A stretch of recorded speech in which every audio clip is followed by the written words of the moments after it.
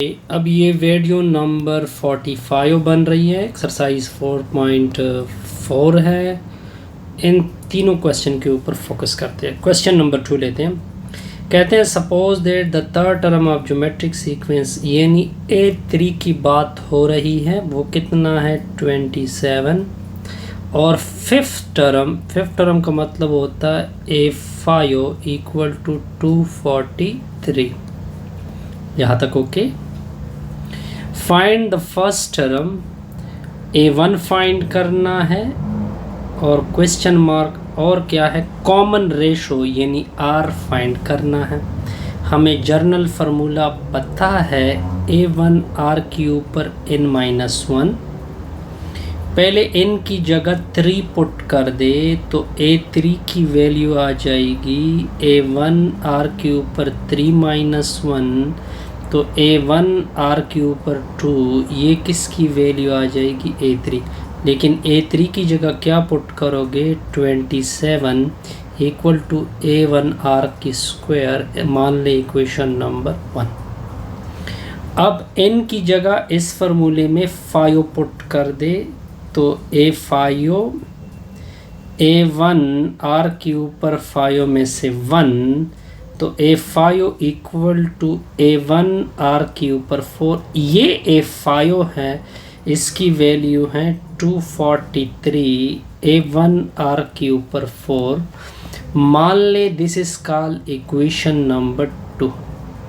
अब इस तरह करे कि 2 को 1 से डिवाइड कर दे, तो लेफ्ट से डिवाइड, राइट 243 27 से डिवाइड होगा, A1 R के ऊपर 4 डिवाइड होगा A1 R का स्क्वायर से। A1 कैंसिल, ये 3 से डिवाइड होते हैं, ये 1 आ जाएगा, ये 9 आ जाएगा, फिर ये 9 से डिवाइड होंगे, तो इधर से 2 ऊपर 2 R2 आ जाएगा, ये 9 आएगा, 9 कैंसिल होगा स्क्वायर रूट से, ±3।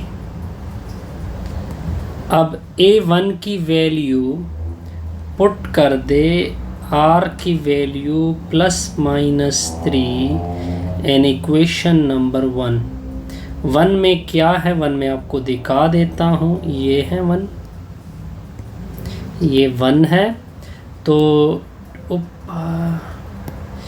27 A1 ±3 ऊपर से स्क्वायर, तो प्लस और माइनस दोनों की सूरत में 9 ही आता है। 9 A1 इक्वल टू 27, इसको 9 से डिवाइड करें, इसको भी, तो A1 की वैल्यू कितनी आ जाएगी 3।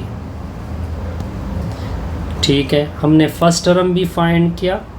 कॉमन रेशो क्या आ गई, कॉमन रेशो जिसको R कहते हैं ±3।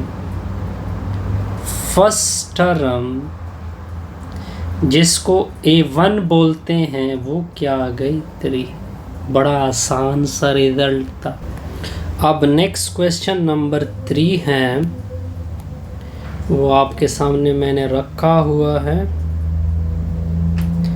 Find the 7th term of a geometric sequence, यानी A7 की बात हो रही है, दैट हैज़, ये A2 है रिस्पेक्टिवली, का मतलब होता है कि फर्स्ट टर्म सेकेंड के साथ है और ये जो है ये थर्ड टर्म के साथ है, यानी A2 की वैल्यू 2 एंड A3 की वैल्यू -√3। A7 असल में आपको फार्मूला याद होना चाहिए, A1 मिनट, असल में हमने फार्मूला पढ़ा है A1 R के ऊपर n-1, तो इसकी जगह 7 जब पुट करोगे तो A7 इक्वल होगा A1 7 में से 1, तो A7 इक्वल होगा A1 R के ऊपर 6। अच्छा, अब इस A7 के लिए हमें तलाश करनी है A1 और R की, वो इन दोनों को कंबाइन करके कोई निकालते हैं हल।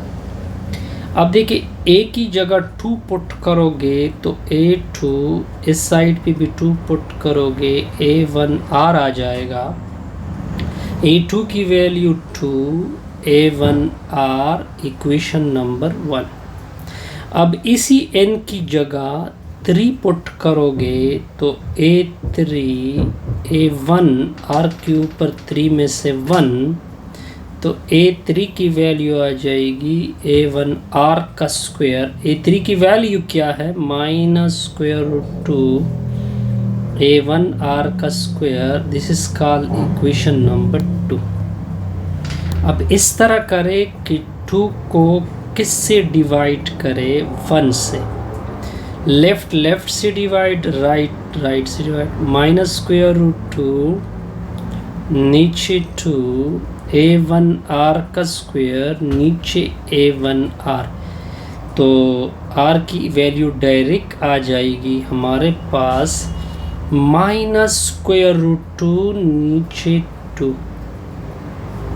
ओके, हमें R की वैल्यू आ गई। अब पुट कर दे R की वैल्यू इक्वेशन 1 में, N1 में। 1 में आपको दिखा भी देता हूँ। 2 = A1R, लेकिन R की जगह ये वैल्यू दाखिल होगी। अब देखिए ये 2 इधर मल्टीप्लाइड होगा तो -√2 इससे आएगा 4, ये माइनस उधर चला जाएगा तो -4 नीचे 2 स्क्वायर रूट आ जाएगा। तो अब देखिए इसको मैं लिखता हूँ 2 × 2 नीचे √2। इस 2 को लिखते हैं √2, फिर इससे 2 आएगा तो ये और ये आपस में कैंसिल। ठीक है, बिल्कुल यही होगा। तो इसका मतलब ये बना कि A1 की वैल्यू -√2 आ गई। ओके, अब हमें A7 चाहिए था। A7 की वैल्यू थी A1R की 6, तो -2√2 साइड पे क्या है? -√2 नीचे 2 ऊपर से 6। तो A7 की वैल्यू -√2 माइनस के ऊपर 6 आएगा तो प्लस बनेगा। 2 के स्क्वायर रूट के ऊपर 6 नीचे 2 के ऊपर 6। अब यहाँ तक ओके। तो A7, तो ये 2 के ऊपर 1, इससे तो एक कैंसिल हो जाएगी। -2 स्क्वायर रूट, देखिए इसको मैं लिखता हूँ √2 का स्क्वायर ऊपर से 3 नीचे क्या है 2। तो A7 की वैल्यू आ जाएगी -√3, इसे स्क्वायर कैंसिल, तो 2 के ऊपर क्या आ जाएगा 3, नीचे क्या है 2, नो ऊपर है 2 की पावर 5, सॉरी, इससे 2 3 और से इस नीचे से 2 बचत जाएगा। -√2 नीचे है 2 के ऊपर 2। अब अगर मैं इसको इस तरह, अब यहाँ तक काफ़ी है। अगर आप आगे करना चाहे, ठीक है, नीचे 4 है, इसको अगर मज़ीद मैं इस तरह कर दूँ तो -√2, ये 4 इस तरह लिख दे, फिर इसको √2 लिख दे, ये भी इसका आंसर हो सकता है। -1/2 स्क्वायर रूट, डिफरेंट आंसर आप दे सकते हैं। ठीक है, इससे हमारा ये क्वेश्चन भी क्या हो गया। अब ये नेक्स्ट क्वेश्चन आ रहा है 4। How many term are in geometric sequence? n की वैल्यू आपसे मांगी जा रही है। द फर्स्ट टर्म कितना है 16, लास्ट टर्म कितना है यानी an 1/64। कॉमन रेशो कितनी है 1/2। रिस्पेक्टिवली का वर्ड मैंने ऑलरेडी आपको एक्सप्लेन किया है।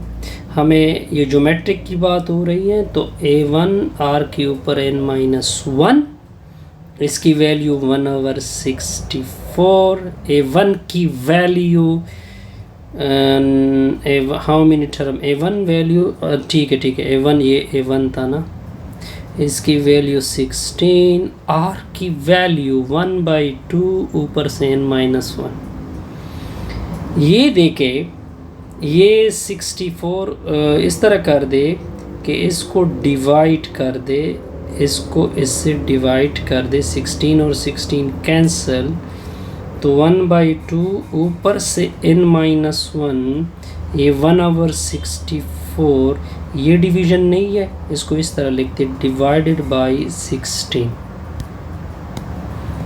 अच्छा, तो 1/2 ऊपर से n-1, ये 1/64 तकसीम को ज़रब में चेंज करे तो नेक्स्ट आंसर क्या हो जाएगा, उल्टा 1/2 ऊपर से n-1, इसको लिखते हैं 2 की पावर 6 लिख सकते हैं ना, इसको लिखते हैं 2 की पावर 4, फिर बेस बराबर है पावर 8 होंगे नीचे 6 + 4, 1/2 ऊपर से n-1, ये क्या हो जाएगा सर, 2 की पावर 10, ऐसा ही होगा ना। अगर मैं 1 के ऊपर भी 10 लिख दूँ, 2 के ऊपर भी 10 लिख दूँ, कोई फ़र्क नहीं। तो 1/2 ऊपर से n-1, तो इस तरह लिख दे, 1 के ऊपर क्या आएगा 10, बेस बराबर है वो कैंसिल होंगे, n-1 इज इक्वल टू 10, उधर शिफ्ट कर दो 10 + 1, n इज इक्वल टू आ जाएगा 11। तो आपके नंबर ऑफ टर्म कितने आ गए, 11। यहाँ तक ओके। इससे हमारा ये lecture number 45 I think so ये हो गया क्लियर, बिल्कुल 40।